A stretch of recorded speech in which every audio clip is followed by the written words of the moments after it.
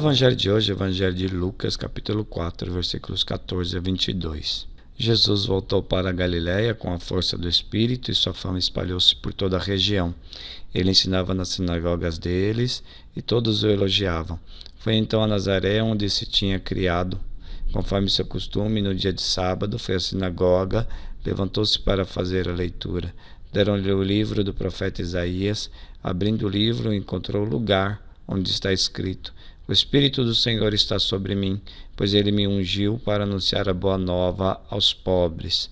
Enviou-me para proclamar a libertação aos presos e aos cegos a recuperação da vista, para dar liberdade aos oprimidos e proclamar um ano aceito da parte do Senhor. Depois fechou o livro, entregou-o ao ajudante e sentou-se. Os olhos de todos na sinagoga estavam fixos nele. Então começou a dizer-lhes: Hoje se cumpriu esta passagem da Escritura que acabaste de ouvir. Todos davam testemunho a favor dele, maravilhados com as palavras cheias de graça que saíam de sua boca. Palavra da salvação. Comentário ao Evangelho. A Escritura realizada.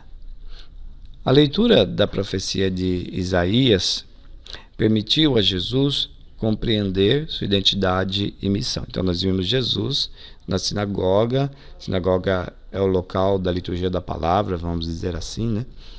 E então ele abriu lá o rolo e achou a escritura onde tinha uma profecia de Isaías. E ali, lendo aquela escritura, Jesus reafirma a sua identidade e a sua missão. Identidade e missão de ungido, Messias, Cristo.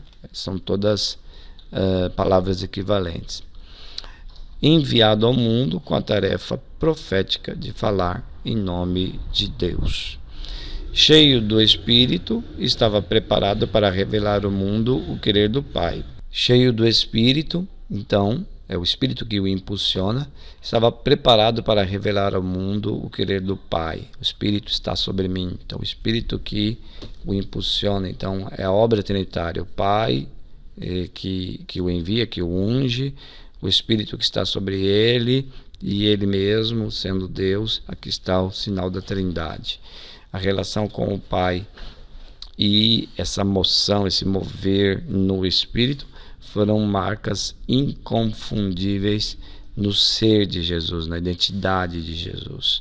A missão dizia respeito, a missão dele, então, que se confirma ali com aquela leitura de Isaías, dizia respeito à ação libertadora em favor da humanidade. Então, a missão dele é uma missão de libertação em relação a uma humanidade que está carregada de dor e de sofrimento. E ali o elenco, né, tem naquela frase, tem várias atividades do Messias. Então o elenco de atividade do Messias anunciado pelo profeta corresponde ao conjunto das ações de Jesus. Então aquilo que o profeta dizia no Antigo Testamento foi aquilo que Jesus fez no Novo Testamento. Tudo quanto fez consistiu em reavivar a esperança no coração dos pobres, que são as principais vítimas do antirreino, essa humanidade carregada de sofrimento.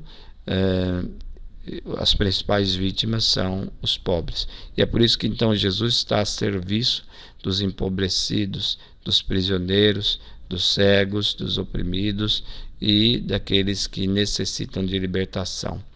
Então, a vontade do Pai era essa. O Pai esperava do Filho colocasse todo a serviço de quem necessitava ouvir a boa notícia, a boa nova, a libertação, de que um tempo novo estava despontando. Então, Jesus era consciente de sua identidade e de sua missão. E da mesma forma acontece com os discípulos. Nos passos do Mestre, os discípulos enviados pelo Pai com a missão de anunciar à humanidade o amor libertador oferecido a todos os sofredores. Então a identidade do discípulo também deve ser assumida como Jesus assumiu a sua identidade. A missão de Jesus, ele deixa para a sua igreja, e nós somos os discípulos. Então nós devemos realizar essa mesma missão, de anunciar à humanidade essa boa nova, anunciar esse amor que liberta a humanidade e que favorece especialmente aos sofredores.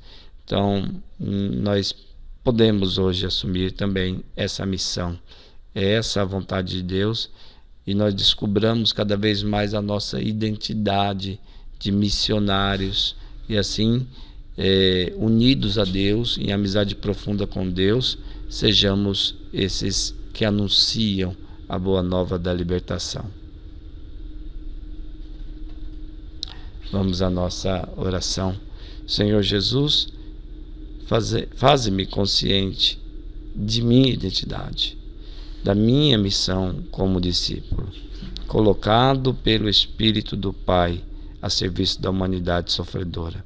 Que o Senhor me ajude a ter essa clareza em relação à minha ação, em relação aos que sofrem. Livrai-me da cegueira, que é a barreira para a descoberta dos caminhos de Deus. Livra-me, Senhor, tudo isso que é cegueira, que me impede de ver essa missão e ter consciência dessa missão. Espírito Santo, leve-me a restaurar a amizade com Deus, e assim eu viva unido a Jesus e realize a minha vocação, a missão que o Senhor me chama. Glória ao Pai, ao Filho e ao Espírito Santo, como era no princípio, agora e sempre. Amém.